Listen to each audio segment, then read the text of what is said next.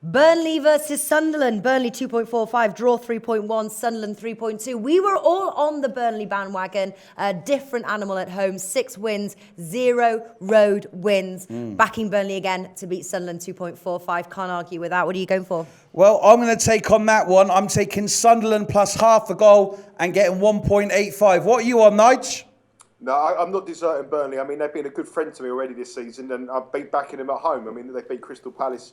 They won, obviously, last week as well when we spoke about them.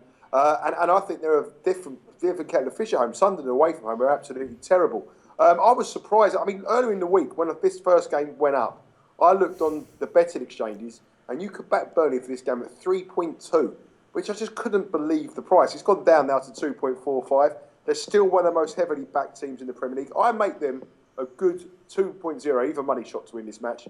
And I think Burnley at 2.45, or even a little bit bigger if you shop around, is a fantastic bet. Why you bet Burnley last week to win on their turf. Why the hell would you play Sunderland plus 0.5? And Sunderland are crap on the road. They're in 18th. They're fighting relegation. Burnley have 6 road wins. You're playing that bet because you think it's going to be a draw. Well, you think it's going to be a draw? Let me paint a picture for you here, Natalie. So you've got myself in the morning at 6 o'clock in the morning with my 6 screens, my 2 beauty pageant award-winning assistants with me, making phone calls to all of the sports traders around the world, sometimes in different languages.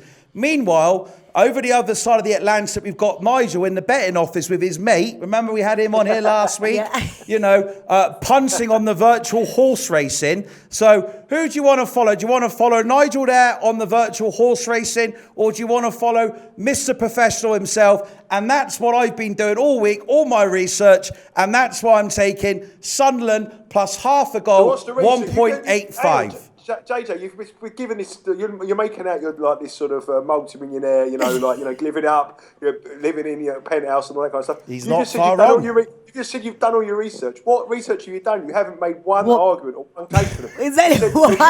What? You're giving it all the big. You haven't made one just valid reason. I will make a valid reason right now. It's a good question, very good question, Nigel. I appreciate that. What I'm saying is, this is not a pundit show, okay? I am a professional gambler, and you're not far wrong there, Nigel, but I don't live in a penthouse, I'm in a mansion. And what I'm doing is following all of the money movements, and by looking at the money movements from the syndicates in Asia, for example, I think we should that's moving why on. I am on Sunderland plus half a goal.